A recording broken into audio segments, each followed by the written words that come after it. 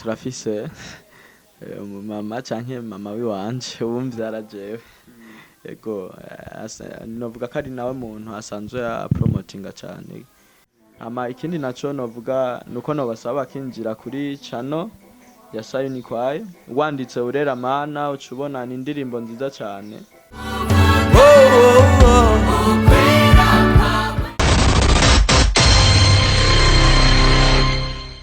Mukije bakoma dukurikirana uno munsi ikimamara TV twabyutse neza namwe twizere ko mwabyutse neza nkuko mubona uno munsi twazanye umutumire ameze neza umusore mwana kweri atagase tukaba reka kwanza tubanze tumuramutse imbere ko twidondora turakora mukije Ego nanjye baramukije imbere yuko tugira byinshi tuvugana dushaka banze widondora bari kwaradukurikirana turiko turugana nande uwo muri ko muragane ni Fridore mani ravuga ego hama nje nsana umuntu aserukiye ko hasi Sayuni ego indirimbo yabo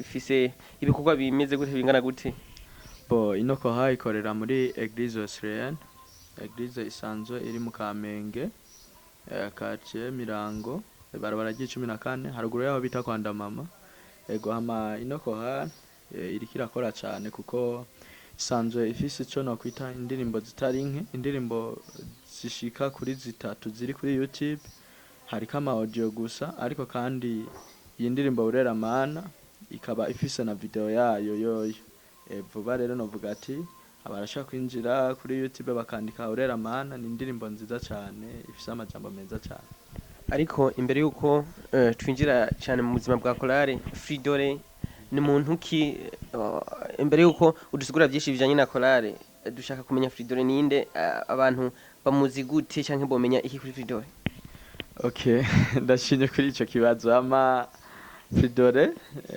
cyambere n'umuntu ikigize kabiri n'umukozi w'Imana ico no kwita n'umuririmvyi muri rusangi ndakunda kuririmba mu gihe cyane cyane ko nkunda ubuzima bujanye no guhimbaza no gutazira ego akote y'ivyo kandi jewe kandi ico no bukongera ko nuko nzi neza ko ubuzima bw'ikiririmvyi ugukorera Imana n'ubuzima novuga ko nihaye cyane kuko buranyinspira cyane kumva yuko meze neza merewe neza ariko mu buzima bwa misi yose Fridore arubatse turifuza kumenya byinshi kuri Fridore imbere yuko twinjira neza na neza mu buzima bw'umuziki ego hama Fridore ntabwo yubatse arajara umusore hamwe n'ivyo kandi Fridore novuga ko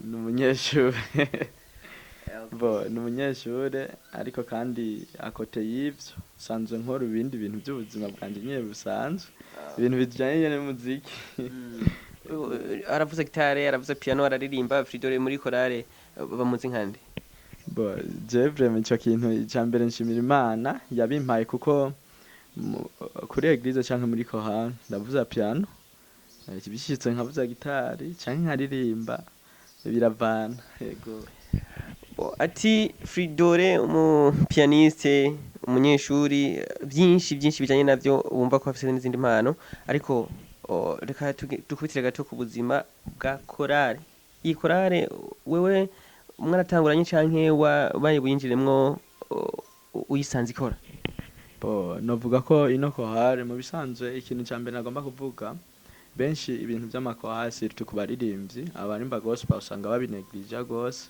ariko kandi jewe nimba etape no musi ndiko nuko nagiye nkurira mu makorale bivaye n'ama eglise nagiye nsengeramwo rero novuga ko amakorale yagiye amfasha mu bintu bijanye no kuririmba rero mu makwaya yafashije novuga ko sayuni kwaya nayo ariko hayo yambaye hafi cyane, sinovuga ko nabaye mu bantu bayitanguje, ariko kandi nanje ndi umwe mu bantu bayimazemo igihe kirekire cyane, ni kuvuga ibitari bike vya kwaya sayuni ndabizi. Yego.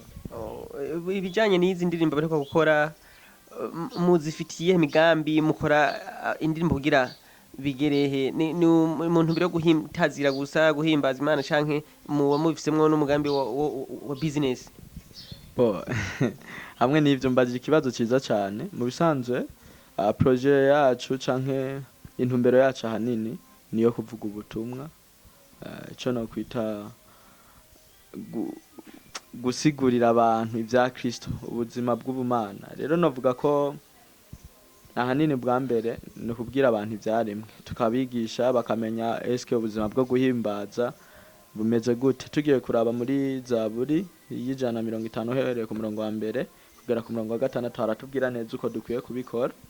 Rero novuga ko mu bisanzwe iyindi ntumbero nayo baje ikintu ca business, nuko akote y'ivyo turakeneye ibintu bishobora gutuma turonka uburyo kugira ngo vy'ukuri ca gikorwa kirushirize gukomera no gutsimbatara.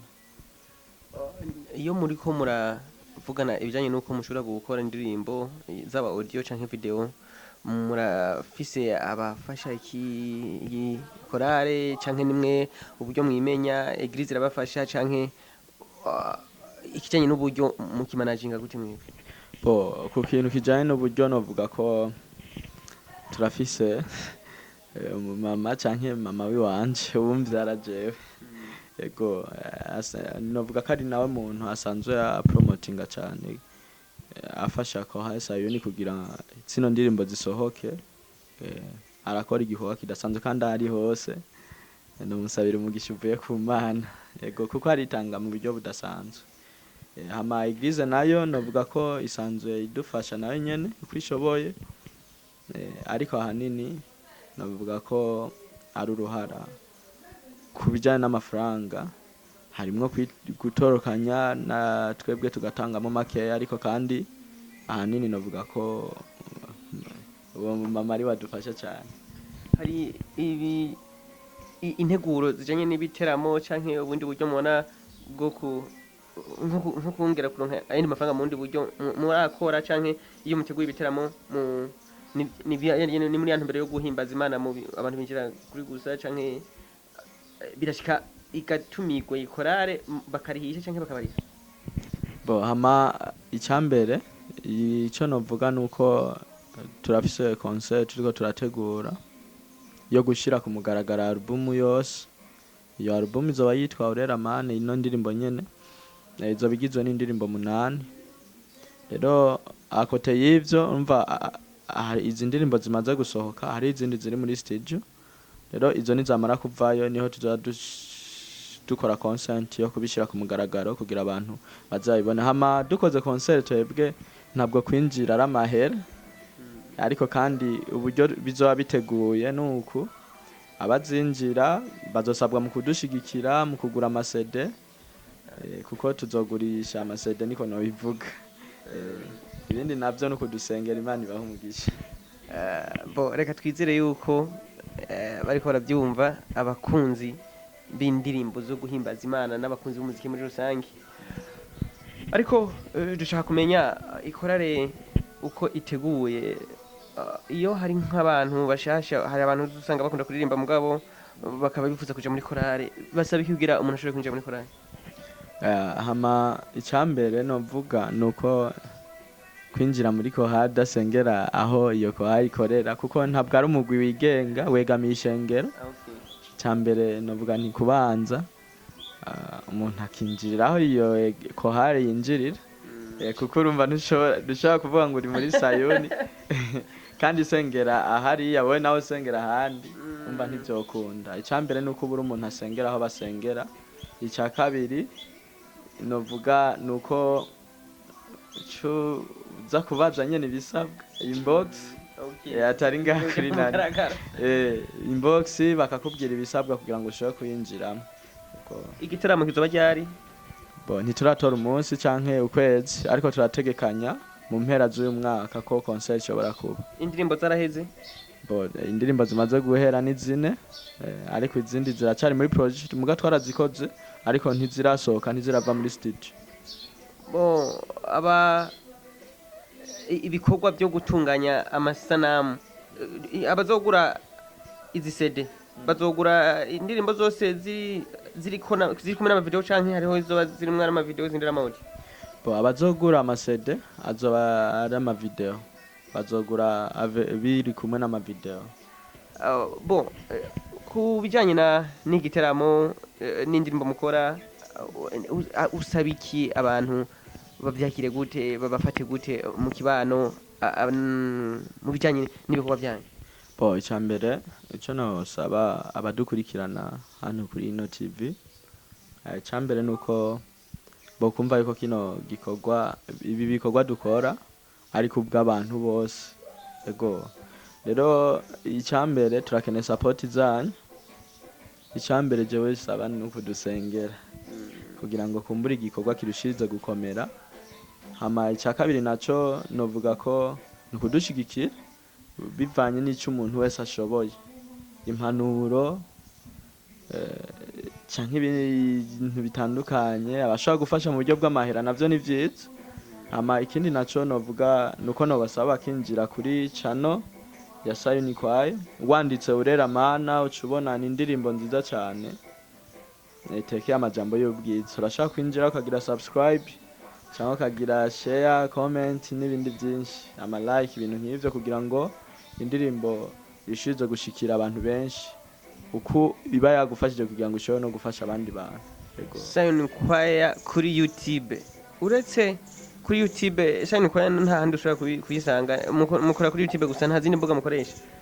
Izindi mbuga navuga dukoresha ni Facebook. Kuri Facebook turafise page naho nyene ugiyeyo urabona ibikorwa ariko kandi nk'indirimbo kenshi tuzishira kuri YouTube niho vyoroshe kuzironka neza. Reka tugushimire ariko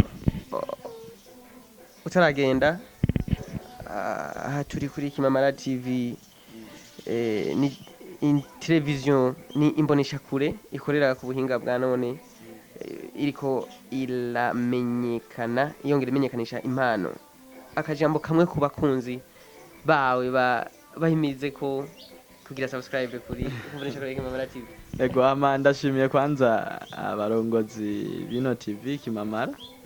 Navuga ko ni igikorwa ciza mwiyumviriye kugira ngo mushobore gukuza impano z'abantu biciye mu kwamamaza tala ziri mu bantu benshi. Rero icambere ndabashimiye cyane.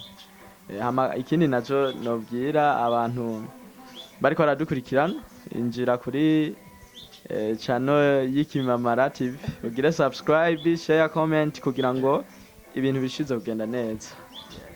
Reka tugushimire uturamukiriza abandi twizere ko mugiye kudukorera ibikora inka n'ibyaba ngombwa n'ikindi gihe turi kumwe kandi ubutumire bwanyu natwe turabwiteze tuzobwita. Turabashimiye. Hama ikindi naco nibaza ko bizogenda neza turiteguriye natwe uko muzotubwira kose turi ready kubita. God bless. Sawa reka tugushimire. Ndabashimiye.